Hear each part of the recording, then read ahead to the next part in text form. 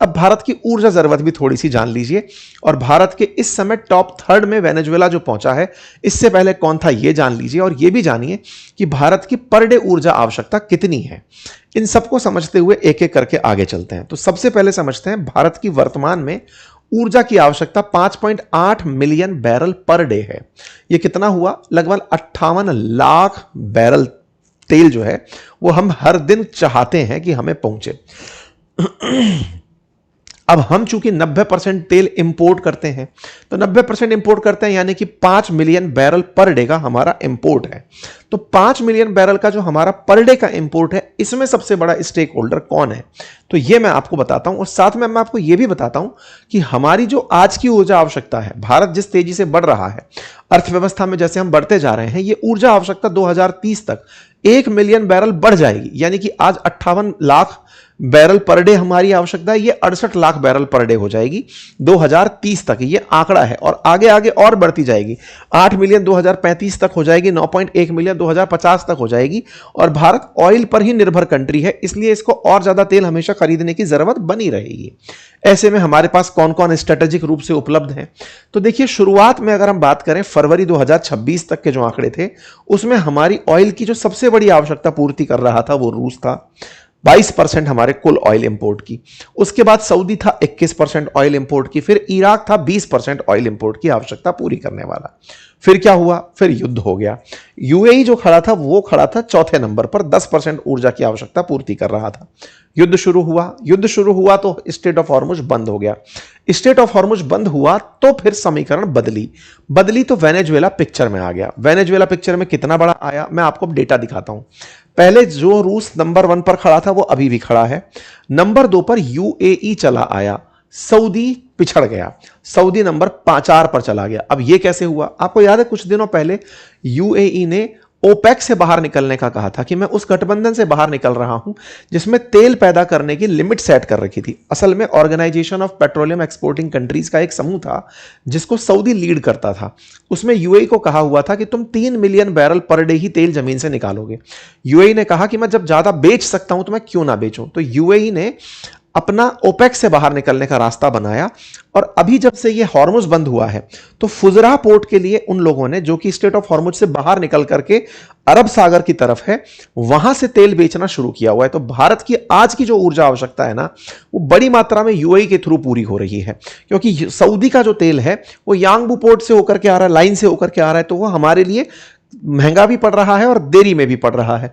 UAE से हमारी supply जारी है, और इस बीच में वेनेजुएला सस्ता तेल देने वाला मिल गया। वेनेजुएला का तेल जहां पहले 10वें पायदान पर भी हमारी पूर्ति में नहीं आ रहा था, 9 महीने पहले कुछ नहीं आ रहा था, अब वहां से 4.17 लाख बैरल पर डे आ रहा है। यानी कि मेजरली अगर आप देखें तो 30 लाख बैरल तेल तो हम इन 3 देशों से लेकर के आ गए। कुल हम 50 लाख बैरल पर डे लेकर आते हैं। तो अब वेनेजुएला हमारे पास तीसरे नंबर पर चल रहा है। आज की स्थिति यह बनी हुई है। पहले तक वेनेजुएला से कोई तेल हम लोग नहीं खरीद रहे थे, लेकिन जैसे ही वहां से स्टेट ऑफ हॉर्मुज बंद हुआ, यह कहा भी जा रहा है कि असल में अमेरिका की क्या पता यह मंशा रही हो कि मैं इस रास्ते को बंद करके चलूंगा तो वेनेजुएला का तेल बिकेगा, अदरवाइज वेनेजुएला से कोई तेल खरीदता ही क्यों। अमेरिका की स्ट्रेटजी तेल बेचकर पैसा कमाने की, और वो सही भी बैठा, क्योंकि दुनिया में सबसे ज्यादा तेल कंज्यूम करने वालों में, इंपोर्ट के ऊपर आधारित रहने वालों में भारत का नाम आता है। तो ऐसे में भारत ने अचानक वेनेजुएला को कर्ज मुक्त कर दिया, या कहिए कि ट्रंप के सपने को पूरा कर दिया। बढ़िया से वो लोग पैसा कमा रहे हैं। ठीक है साहब। अब इस बीच में अब भारत की जो ऊर्जा आवश्यकता थी वो तो पता चल गई हमें कि हमारी 58 लाख बैरल पर डे है। हम लोगों का अभी जो हम खरीद रहे थे तेल, वो 8% कम खरीद रहे हैं।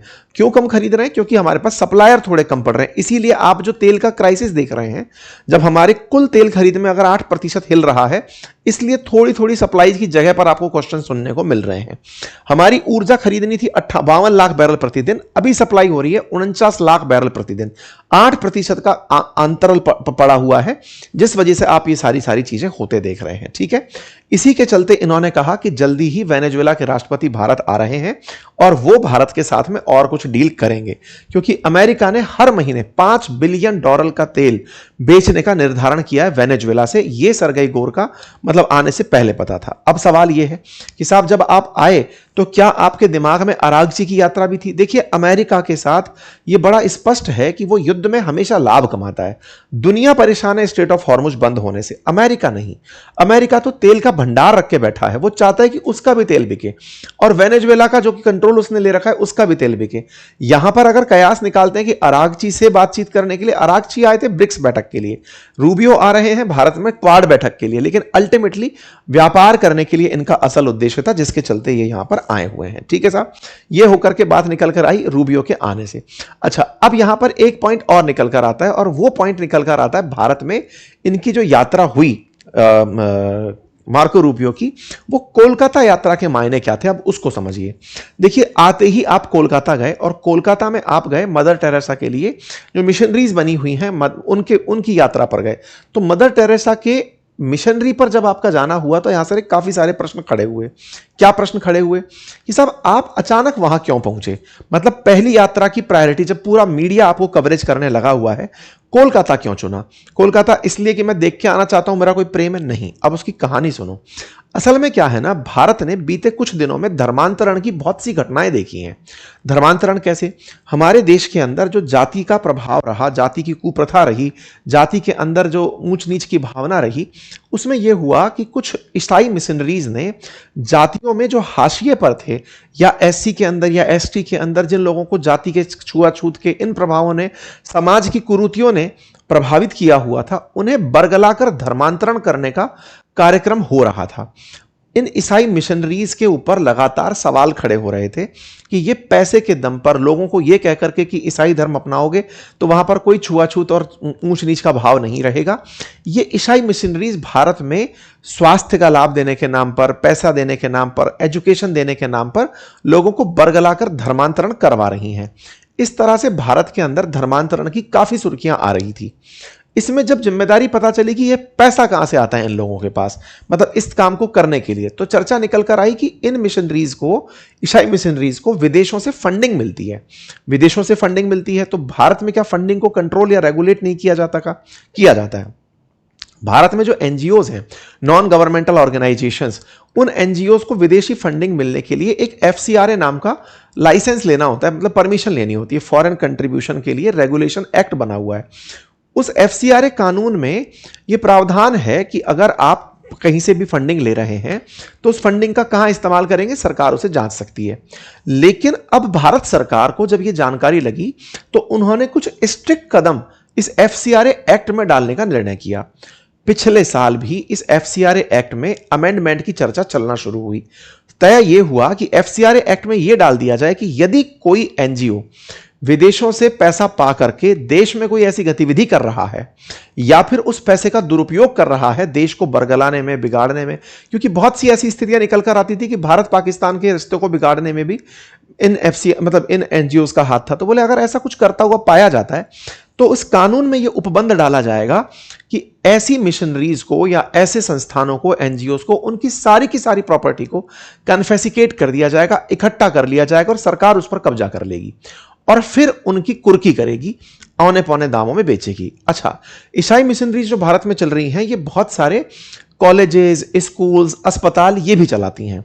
मदर टेरेसा का दुनिया में नाम मदद के लिए लिया जाता है। जैसे आपने नाम मदर टेरेसा सुना तो सिग्निफिकेंस ये गया कि साहब मदर टेरेसा तो एक अच्छे कॉज के लिए जानी जाती थी, लेकिन उस फेज के पीछे बहुत सारी जो मिशनरीज हैं उन पर सवाल था। तो उस फेज के पीछे जो मिशनरीज हैं, मार्को रूबियो ने सबसे पहले यात्रा वहां की। अब वहां की उसका संदेश भारत में क्या गया कि इसका मतलब अमेरिका की प्राथमिकता सबसे पहली मिशनरी है। मतलब यह कि एफसीआरए एक्ट ना आए, एफसीआरए में संशोधन का एक्ट ना आए।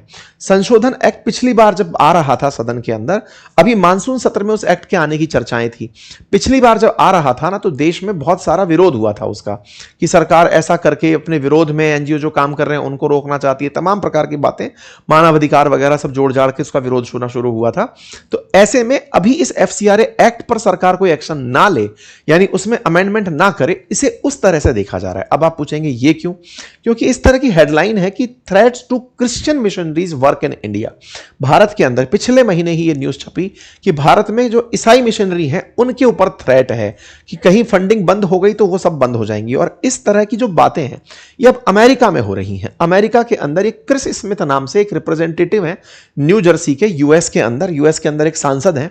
उन्होंने बकायदा एक ओपिनियन पीस लिखा और उसमें लिखा कि रूबियो जब जाएं तो वो न्यू दिल्ली विजिट में जाते समय उन रिलीजियस फ्रीडम के लिए काम करें, यानी कि धार्मिक स्वतंत्रता के लिए काम करें। अब आप पूछेंगे कि इनके इस ओपन लेटर को क्या मार्को रूबियो ने मान लिया? बिल्कुल मान लिया। तभी जो बातें इस लेटर में लिखी गई हैं, इस लेटर में पूरी तरह से जो बातें लिखी गई वो यही थी कि मानसून सेशन में भारत के अंदर जुलाई 21 से अगस्त 12 के बीच में फिर से ये FCRA एक्ट आ सकता है और उसमें इस तरह के प्रावधान डाले जा सकते हैं ताकि भारत के अंदर ईसाई धर्म का प्रचार करने वाली जो मिशनरी हैं उनके ऊपर रोक लग सके। इस तरह की बातें लिख करके इसने एक ओपिनियन लेटर लिखा था। इस व्यक्ति के लिखे ओपिनियन लेटर के चलते अमेरिका के सांसद पूरी दुनिया को देख रहे होते हैं। उनका रवैया यही होता है कि हम केवल अमेरिका के नहीं, पूरी दुनिया के राजा हैं। उनके इस ओपिनियन लेटर पर ये वहां की यात्रा करते हैं और वहां पर मिशनरी इसलिए जाते हैं ताकि दुनिया को संदेश दिया जा सके कि देखो अमेरिका क्रिश्चियनिटी का रखवाला है। अब आप पूछेंगे क्या क्रिश्चियनिटी का रखवाला होने का ये लॉजिक कहां से है? देखिए अमेरिका के बारे में ना एक बहुत ही मतलब ट्रंप के शासन के बारे में कि ट्रंप एक तो व्हाइट सुप्रीमेसी को और प्रमोट करना चाहते हैं और दूसरा खुद को रिलीजियस फेलो दिखाना चाहते हैं कि देखिए मैं क्रिश्चियनिटी के लिए काम करने वाला हूं। उनके बीते कुछ दिनों के पोस्ट भी अगर आप देखेंगे तो खुद को पोप दिखाना तक वो अपनी आत्ममुग्धा के अंदर कर गए हैं। खैर, मैं आपको थोड़ा सा भारत में क्रिश्चियनिटी के बारे में बता दूं कि भारत में 2.30% लोग क्रिश्चियनिटी को फॉलो करते हैं। वहीं अगर वेस्ट बंगाल की बात करें तो वेस्ट बंगाल में 0.72% जो पॉपुलेशन है वो क्रिश्चियनिटी को फॉलो करती है और ये पिछले 10 साल के अंदर 15.5% बढ़ी है। इसका मतलब ऐसी वहां पर घटनाएं हो रही हैं कि लोग एक धर्म से, अब ऑब्वियस ही बात है अचानक पैदा तो नहीं हो गए, तो इतने धर्मांतरण के पैदा होने से भी संख्या बढ़ी होगी, लेकिन वो तो प्रोग्रेशन में सबके साथ मैनेज हो गई ना परसेंटेज में, लेकिन एक धर्म से दूसरे धर्म के अंदर परिवर्तन की घटनाएं रही होंगी। ये Trump administration pushes narrative of Christian founding at rally, ये चर्चा में अमेरिका में रहा है। तो ये अपने आप में समझाने के लिए पर्याप्त है कि उनकी जो कोलकाता यात्रा है उसके क्या मायने निकाले जाए। तो पहला तेल की बात बताई, फिर मैंने क्रिश्चियनिटी के बारे में बताई, तीसरा आप डिफेंस की कहानी सुनिए। देखिए अमेरिका भारत को लंबे समय से चाहता है कि वो डिफेंस इक्विपमेंट बेचे और डिफेंस इक्विपमेंट के अंदर वो रशिया को सब्स्टिट्यूट करना चाहता है भारत के केस में। भारत ने 2015 और 19 में इनके साथ लगभग 28 अपाचे हेलीकॉप्टर परचेज किए। 1.5 से 2 बिलियन डॉलर के आसपास की वो थी डील थी। 22 इंडियन एयरफोर्स के लिए थे और 6 भारत की आर्मी के लिए थे। अपाचे हेलीकॉप्टर को दुनिया में सबसे उन्नत किस्म का हेलीकॉप्टर माना जाता है और एक तोप जिसका नाम है होवित्जर, उस तोप को भी हमने इनसे खरीदा था। अपाचे हेलीकॉप्टर भारत ने सीमावर्ती इलाकों में, अभी चाइना के लिए भी हमने इसको तैनात किया हुआ है, इन सबको तैयार किया हुआ है। अब जब ये आ रहे हैं मार्को रूबियो तो इन्होंने क्या चीज रखी तैयारी करके, वो मैं आपको बताता हूं। तो इन्होंने असल में भारत को सपोर्ट पैकेज देने का मतलब अलाउ कर दिया है। मतलब पहले तो ये माल बेचते हैं, अब उसका सर्विस सेंटर, मतलब कि भाई इतना बड़े आपके पास हेलीकॉप्टर खड़े हैं, लगभग 15,000 करोड़ के आपने हेलीकॉप्टर खरीदे हुए हैं, और उनका यूज कैसे करोगे? तो यूज तो चल रहा है, सर्विसिंग कैसे कराओगे? तो सर्विस का पैकेज बेच रहे हैं ये लोग। इस बात के लिए भी अमेरिका आपको ऐसे जताता है कि देखो मैंने आपके लिए एक बहुत बड़ी रक्षा डील दी कि अब आपको सर्विस भी मिलेगी। अब हेलीकॉप्टर बेचो तो सर्विस तो होनी थी। एनीवे, खैर इन्होंने सब सर्विसिंग के लिए भी हमें एक पैकेज अनाउंस कर दिया है। तो पैकेज के नाम पर ये पैकेज पैसा भी हमसे ही लेंगे और हमारे हेलीकॉप्टरों की सर्विस भी यही करेंगे और हमारे जो अपाचे साथ साथ होवित्जर जो है उसकी भी सर्विसिंग करेंगे। ठीक है साहब, तो कुल मिलाकर के उसके लिए भी ये 3500 करोड़ रुपए के आसपास भारत से ले ही जाएंगे। तो 3 मेजर मुद्दे निकल कर आ गए। चौथा मुद्दा मार्को रूबियो का जो है वो आप उसके साथ अरागची के साथ कनेक्ट करके देख ही सकते हैं कि साहब ईरान के विदेश मंत्री भारत आए थे, तो उनके आने के बाद आप आए हैं, तो भारत को आप किस पटल पर देखते हैं ये अब आपका नजरिया है। ठीक है साहब, तो उम्मीद करते हैं कि आपको ये सारी डिटेलिंग अच्छे से समझ में आई हो। आप इस विषय पर क्या सोचते हैं अपनी राय कमेंट बॉक्स में जरूर रखें। बाकी इस गर्मी की छुट्टी दादा पोते और घर की महिलाएं भी अगर आप एआई का यूज करके अपने लिए कुछ सुविधाजनक काम कर सकते हैं तो जल्दी से जाइए क्लासेस ज्वाइन कर लीजिए। लिंक कमेंट बॉक्स में पिन किया हुआ है और क्लासेस रेगुलर शाम 5 बजे चल रही हैं। धन्यवाद।